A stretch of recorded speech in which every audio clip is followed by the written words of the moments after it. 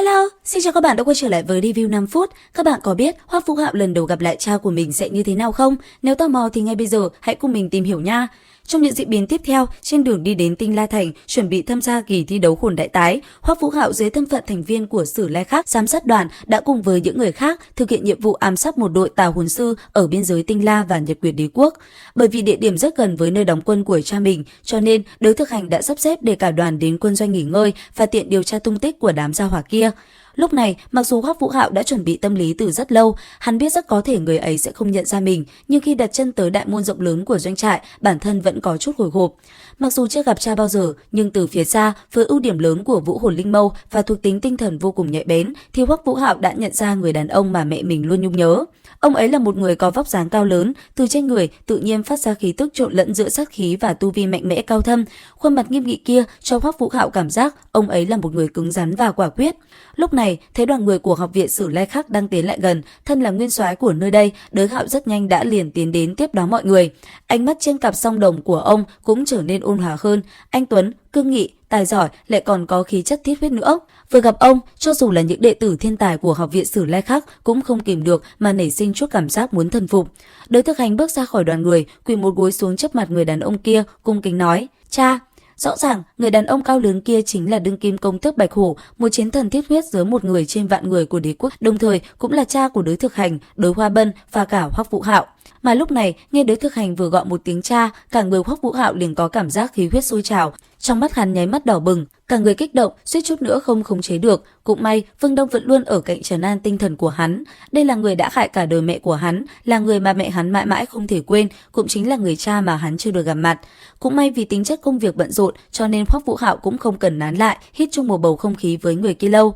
Sau khi an bài chỗ nghỉ ngơi cho cả đoàn, trước khi rời đi, Đới Hạo lướt ánh mắt qua cả đám tinh anh của học viện, sau đó mỉm cười nói: "Sau này, mọi người tốt nghiệp nếu có hứng thú tham gia quân đội thì quân đoàn trung tâm của Tây Phương quân đoàn thuộc đế quốc Tinh La ta trước sau vẫn mở rộng cửa chào đón. Có lẽ ở đây đãi ngộ không được tốt, nhưng tuyệt đối là nơi tốt nhất cho nam nhi tạo dựng sự nghiệp." Vừa nói, Đới Hạo vừa nhìn một lượt xuống dưới. Khoảnh khắc ánh mắt kia lướt đến người mình, Hoắc Vũ Hạo bất giác căng thẳng vô cùng. Tuy nhiên, mọi chuyện cũng chỉ dừng lại ở đó, người ấy căn bản không thể nhận ra hắn. Mà công tước Bạch Hổ nói xong, liền xoay người đi vào trong lều của mình, mãi đến bóng lưng ông đã biến mất, Hoắc Vũ Hạo mới có cảm giác như chút được gánh nặng. Cho dù là trước đây, khi thực lực còn yếu phải đấu với Vu Phong, hắn cũng chưa từng hồi hộp đến vậy. Tiếp đó trong bữa ăn, vì mọi người tỏ ra vô cùng hâm mộ nên Đới Thực Hành đã nói đôi chút về cha mình với ánh mắt vô cùng tự hào. Lúc trẻ, cha ta là đệ nhất công tử của đế quốc Tinh La, nhưng không hẳn là vì tướng mạo của người mà chính là tài năng. Cha ta chưa từng đến học ở học viện Sử Lai Khắc, 13 tuổi, người đã theo ông nội lên chiến trường. Từ một binh lính bình thường, từ từ thăng cấp lên quân đoàn trưởng khi chỉ mới 23 tuổi. Sau một trận đại chiến, cha ta vì lập được công lớn mà được triệu về đế đô, nhậm chức. Lúc đó bệ hạ rất vui, lập tức đem Tây Phương quân đoàn cho người. Hơn nữa, còn nói trước mặt các vị đại thần rằng đế quốc còn Đới Hạo thì trăm năm tới không phải lo gì nữa. Ông nội ta từng nói, tư chất của cha ta thậm chí còn có thể so với người đứng đầu Sử Lai Khắc thất quái năm đó. Cha ta năm nay 43 tuổi, đại lệnh quân 30 năm, tham gia không biết bao nhiêu là cuộc chiến lớn nhỏ. Đế quốc Nhật Nguyệt tuy rất mạnh, nhưng đế quốc Tinh La chúng ta vẫn có thể phòng thủ kiên cố suốt bao năm, chính là vì có cha ta trấn thủ. Nếu như nói ở đế quốc Tinh La, người nào có thể nhận hai chữ anh hùng cũng chỉ có thể là cha ta thôi.